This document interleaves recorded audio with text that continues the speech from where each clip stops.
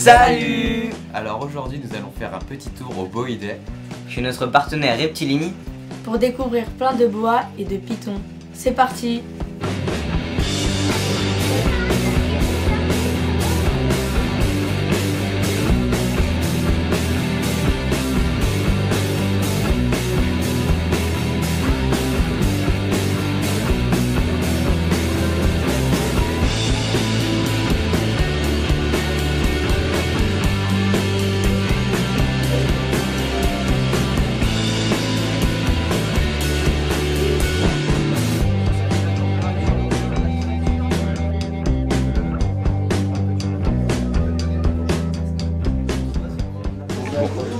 Bonjour. Bonjour. Alors dites-moi quelle est votre espèce de python préféré? Python, je dirais Moruya boyeni, parce que c'est quand même un serpent légendaire.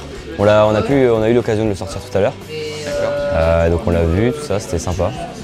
Il nous a donné du rêve, Nicolas, c'était vraiment sympa. Les pythons préférés, en fait, je trouve qu'ils sont tous sympas. Moi, mon python préféré, c'est le Morelia virilis que vous pouvez voir ici. Du coup, au début, ils sont jaunes et après, plus ils grandissent, plus ils prennent des couleurs vertes. Et quand ils seront adultes, ils seront tout verts. Et c'est mon python préféré parce que je le trouve très beau, surtout quand ils sont adultes, mais j'aime bien aussi quand ils sont enfants. J'aime beaucoup les couleurs claires. Alors ça, c'est un python à tête noire, Aspidites melanocephalus. Donc un serpent, je pense que c'est mon préféré dans les boïdés. Et parce qu'il a une magnifique robe un peu zébrée, j'ai envie de dire. C'est un python australien qui est assez grand, adulte, qui peut faire plus de 2 mètres. Mais qui est très sympathique en termes de comportement, qui mange très bien. Et moi, je le trouve splendide, quoi. La femelle Black Axanthic VPI, qui est la mère des Banana Head Black Axanthic qui sont là-bas. Elle vient directement des États-Unis, de chez Dave et Tracy Barker. Donc c'est une lignée axanthique. Donc axanthique, ça veut dire sans le jaune. En fait, c'est un gène récessif qui retire les pigments jaunes. Donc au lieu d'être comme un Rhesus normal, gold, bronze, etc., c'est vraiment un animal qui est exempt de pigments jaunes, donc vraiment noir, gris, avec du blanc. Donc en fait, il existe 2 souches d'axanthique déjà, qui sont connues. Une qui vient de chez VPI aussi, qu'on appelle la souche axanthique VPI. Et il y a la souche axanthique TSK, ça veut dire The Snake Keeper. Donc c'est de chez Dave et Colette Sutherland, d'autres éleveurs. En fait, c'est 2 souches qui sont d'axanthique, qui sont non compatibles. En fait, si on les met ensemble, un mâle et une femelle, on aura des bébés qui seront de couleur normale et hétérozygotes pour les 2 gènes. En fait, et ça c'est une autre souche en fait qui vient de chez les Barker, qu'elle appelle Black Axanthic parce qu'elle est vraiment beaucoup plus noire que l'axanthique classique en fait. Après il y a donc pendant l'hiver ça s'accouple, au printemps il y a l'ovulation et ensuite après l'ovulation elles font une mue et après cette mue qu'on appelle la mue post-ovulatoire en fait, entre 30 et 35 jours après cette mue elles déposent leurs œufs, elles pondent en fait.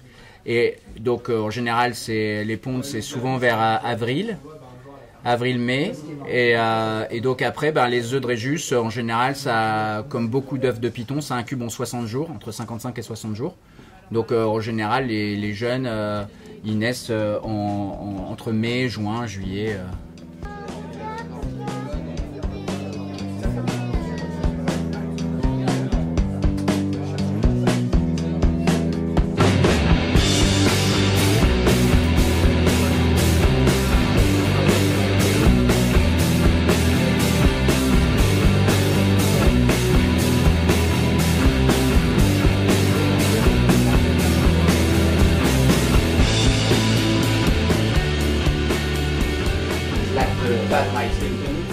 So you must put them on the floor.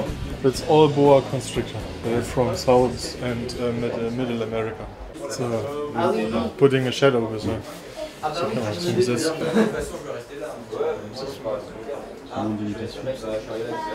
C'est une mutation. This is a VPI snow. Tim, il a vraiment des boas de super haut niveau, vraiment très beaux. Super.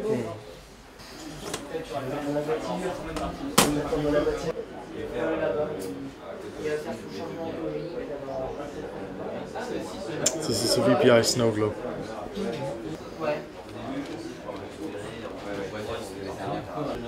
This is called Sun Dragon.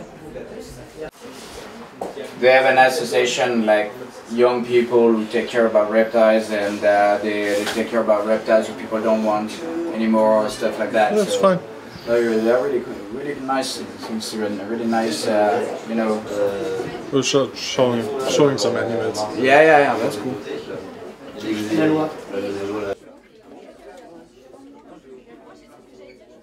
Alors voilà, ce que je vous ai ramené là, c'est des Morelia spilota chenei, donc c'est un python australien, le python tapis des jungles. Il vit donc dans le nord du Queensland, la partie est de l'Australie. Donc il peut avoir cette coloration absolument magnifique, noir et jaune, mais pas que. Il y a plusieurs colorations. Et pourquoi je vous le montre? Parce que on est au Boïdé 2019 et en fait c'est le serpent que j'ai choisi pour être l'emblème du Boïdé sur le logo.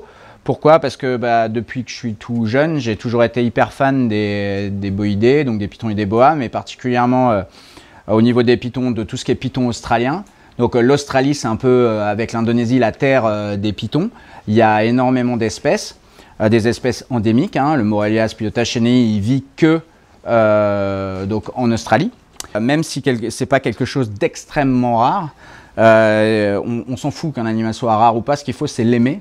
Donc en plus, comme vous pouvez le voir, c'est des animaux qui sont extrêmement calmes puisqu'ils n'ont pas peur. Souvent dans le milieu terrariophile, les Morelia ont entre guillemets une mauvaise réputation. Souvent les gens les qualifient de serpents agressifs. Donc voilà, hein, comme je dis toujours, les serpents agressifs ça n'existe pas, hein, c'est juste des serpents qui ont peur. Les serpents ça mord pas, c'est les gens qui se font mordre parce qu'ils ont peur. Mais en fait quand l'animal se sent pas menacé et qu'il est en confiance, en fait, il n'a aucune raison de mordre. Donc vous voyez, ils sont très calmes. Il n'y a aucun problème. Donc voilà quoi. Et là, c'est deux très très beaux spécimens. C'est un couple qui seront des futurs reproducteurs. Ils ont quel âge là? Là, c'est des animaux qui ont 2 ans et demi, bientôt 3 ans. Voilà, qui sont jeunes mais qui vont grandir. Et là, ils sont subadultes quoi. Tu m'as donné de très beaux... Ah là il y a de toutes chances. Alors ce qu'il faut savoir, ce qui est assez aussi marrant avec les chenilles, c'est que c'est ce que j'appelle un animal au long terme, c'est-à-dire que quand ça naît, c'est pas très flatteur parce qu'ils sont jamais jaunes comme ça quand ils naissent. Même le plus beau chenille du monde, même eux quand ils sont nés, ils étaient pas comme ça, ils étaient gris et noirs. Et en fait, il y a un changement ontogénique qui s'opère. Voilà, comme avec les Viridis ou plein d'autres Morelia d'ailleurs. Hein. La plupart des Morelia, même les pythons diamants et tout ça, les spilota, ils font un changement ontogénique. Et comme je dis toujours, vaut mieux un animal qui est pas spectaculaire quand il est petit et qui devient spectaculaire quand il est adulte, parce qu'on regarde plus longtemps un animal adulte qu'un animal jeune, hein, forcément. Il y a certaines espèces, ils sont hyper flashy quand ils sont petits et puis au bout de 6 mois, 1 an, après ils sont moins flashy. Là, c'est l'inverse. C'est des animaux qui plus ils grandissent, plus ils deviennent beaux, quoi. Donc voilà, c'est un des... Bon après, il y a tellement de beaux serpents, il y a tellement de boïdés géniaux que c'est comme ça que finalement, à la fin, tu te retrouves, tu démarres avec quelques serpents et à la fin, tu te retrouves avec 400 serpents. Et donc ça, c'est une lignée qu'on appelle la lignée 50-50. Parce que des fois, il y a certains spécimens qui ont 50% de jaune, 50% de noir. Donc à savoir qu'effectivement, c'est toujours compliqué de trouver des lignées différentes parce que c'est des animaux australiens et comme vous le savez, voilà, l'Australie s'est fermée à l'export depuis les années 70. Les caractéristiques typiques des chenilles, c'est la ligne noire qui part de l'arrière de la tête jusqu'à la narine en passant par l'œil. Ça, c'est un des points récurrents chez les chenilles, quelle que soit la localité.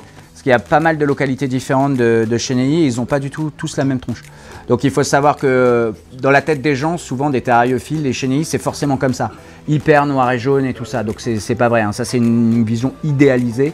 Ça c'est déjà des chenilles, on va dire, de compétition. Il peut y en avoir des comme ça dans la nature, mais c'est déjà des animaux vachement sélectionnés.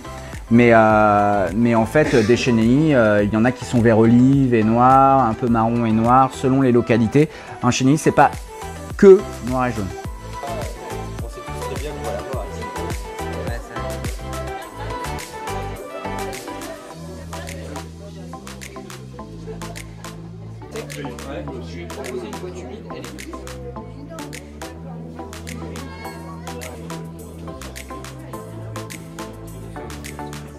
Bon, on dit au revoir. Allez. Salut.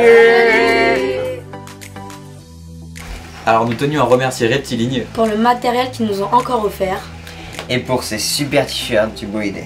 Alors merci Reptiligne. Merci.